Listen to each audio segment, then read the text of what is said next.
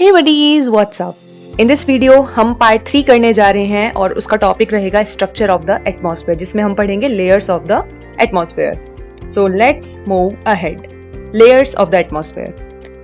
सबसे पहले मैं आपको बता दूं कि एटमॉस्फेयर में कितनी लेयर्स होती हैं। 5 लेयर्स होती हैं। कौन कौन सी होती हैं? T for troposphere, S for stratosphere, third is mesosphere, fourth is thermosphere and fifth is exosphere. ठीक है, चलिए नेक्स्ट हम करते हैं स्लाइड से। So first one is troposphere. Troposphere is very very important. आप लोग जो हम फील करते हैं, जिस स्फेयर में हम ज्यादा से ज्यादा टाइम गुजारते हैं, दैट इज ट्रोपोस्फेयर। ट्रोपोस्फेयर बहुत ही इंपॉर्टेंट है। सबसे पहला point, it is the lower most point, सबसे नीचे होता है ये। ठीक है, एटमॉस्फेयर में सबसे नीचे वाला जो स्फेयर है वो कौन सा है? ट्रोपोस्फेयर है। ठीक है, इसकी एवरेज हाइट जो होती है वो इक्वेटर पे तो कितनी होती है? 13, और पोलर रीजन्स में होती है 8। पोलर रीजन्स में कितनी होती है? 8। ओके, तो थिकनेस आप लोगों को पहले मैं बता दूं ये कैसे हुआ। ये 0 डिग्री है हमारा, ये आगे चल के ये पोल है। सो यहाँ पे अगेन वही वार्म एयर की वजह से क्या हुआ? ये ऊपर उठी तो क्या हुआ? इंक्रीज हुआ, इस लेयर को इंक्रीज कर दिया। तो in comparison to polar region कहाँ पे हाइट ज्यादा होगी?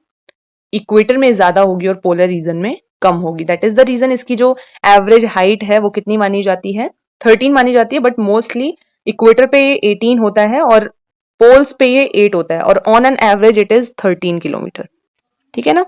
चलिए अब एक चीज इंपॉर्टेंट जो है इसमें ये बताती हूँ मैं आपको कि the thickness of troposphere is greatest at the equator. ये याद रखना, क्योंकि असर्शन रीजन में ऐसे क्वेश्चंस बहुत आते हैं। और इसका रीजन क्या है पहले समझो कि असर्शन क्या है।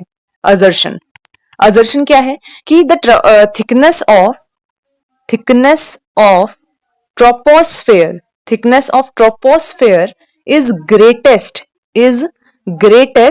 एट द 0 डिग्री और इक्वेटर। बट रीजन क्या दे दिया? मान लो आपको कि हीट इज generated या heat is transported to greater height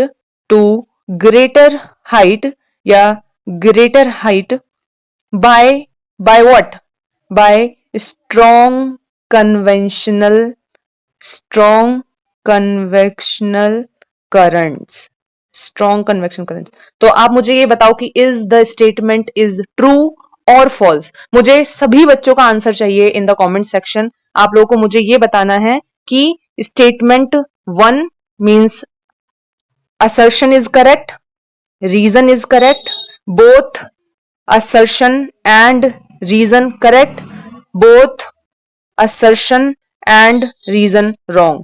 कौन सा ऑप्शन सही है? Let me know in the comment section. मुझे चाहिए सभी बच्चों के आंसर। जितने व्यूज होंगे उतने मुझे कमेंट चाहिए। ओके, चलिए अब बात करते हैं हम आगे। इसके क्या है? Next layer is stratosphere. मैंने आपको बताया ना, हेयर इज द स्ट्रेटोस्फेयर। तो एक चीज समझो पहले, जब ये जोन अलग हुआ, like this one is troposphere and this one is stratosphere, तो इन दोनों के बीच में एक पॉज आ जाता है जिसको बोलते हैं ट्रोपोपॉज। क्या इसको क्या बोलते हैं?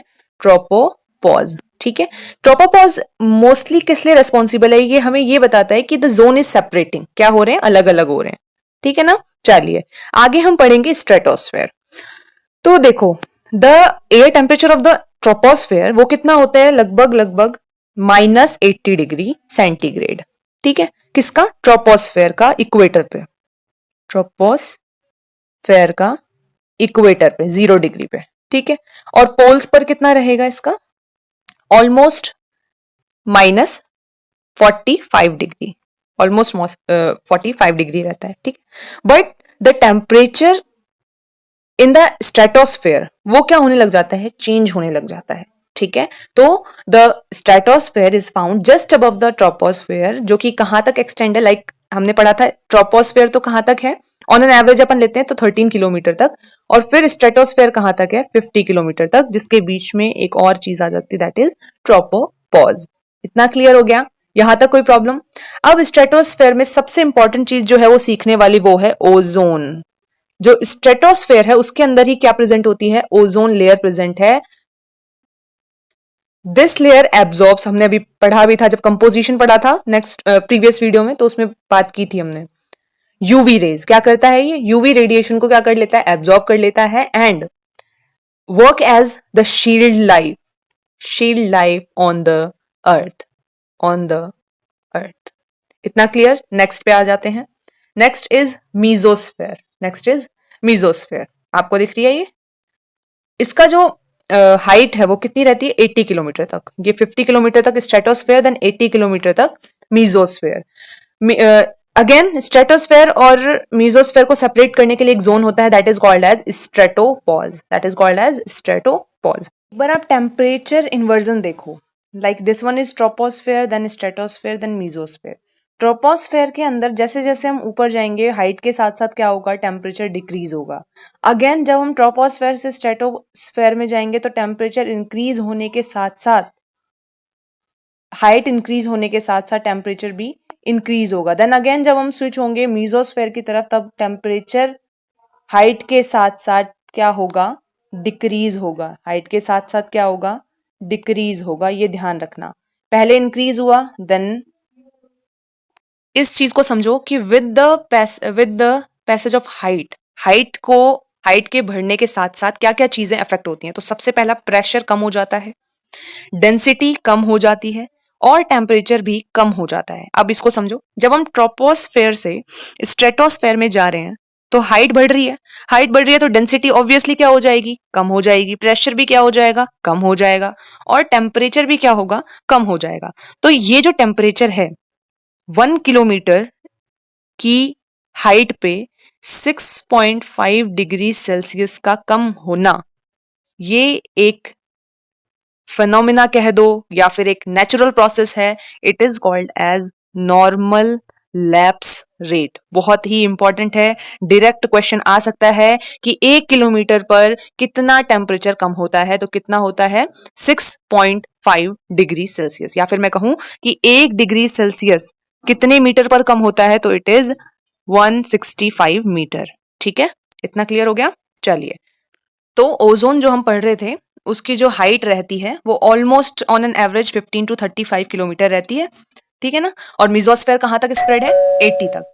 तो देखो पहले क्या हुआ, height increase, temperature also decreases, then height increase, temperature increase, then again height increase but temperature decrease. ये बात हो गई हमारी मीजोस्फेयर तक। अब आते हैं आयनोस्फेयर। आयनोस्फेयर बहुत ही इंपॉर्टेंट है क्योंकि जो रेडियोज में रेडियो वेव्स जो होती हैं वो रिफ्लेक्ट बैक किससे होती हैं, आयन से रिफ्लेक्ट होकर ही हमारे पास आती हैं। जो हमें सिग्नल्स मिलते हैं वो उनसे ही मिलते हैं। तो सबसे पहले बात करेंगे, नेक्स्ट इज आयनोस्फेयर। हाइट कितनी है, 80 टू 400 किलोमीटर। ठीक है, यहां तक कोई प्रॉब्लम नहीं होगी। देन यहाँ पे कुछ आयंस होते हैं, यानी इलेक्ट्रिकली चार्ज पार्टिकल्स होते हैं। वो क्या करेंगे, जिसकी वजह से, इन आयंस की वजह से इसको आयनोस्फेयर कहा जाता है। और इसका सबसे इंपॉर्टेंट पॉइंट है कि ये क्या करते हैं, रेडियो वेव्स को क्या करते हैं, रिफ्लेक्ट बैक करते हैं। क्या करते हैं, reflect back to the earth surface, to the earth surface. ठीक है ना। और यहां पे क्या होने लग जाता है कि टेम्परेचर वापस से क्या होने लग जाएगा, इंक्रीज होने लग जाएगा with the increasing of height. समझ आ गया यहां तक।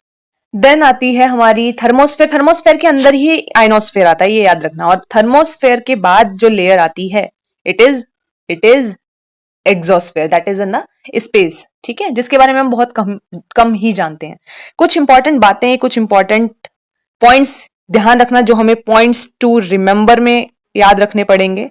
पॉइंट्स टू रिमेंबर, तो बात कर लेते हैं उनकी। नंबर 1, ये जो हमारे वेदर या क्लाइमेटिक चेंजेस होते हैं, ये कहाँ होते हैं, कौन सी लेयर में होते हैं, ट्रोपोस्फेयर में। कहाँ पे होते हैं, ट्रोपोस्फेयर में।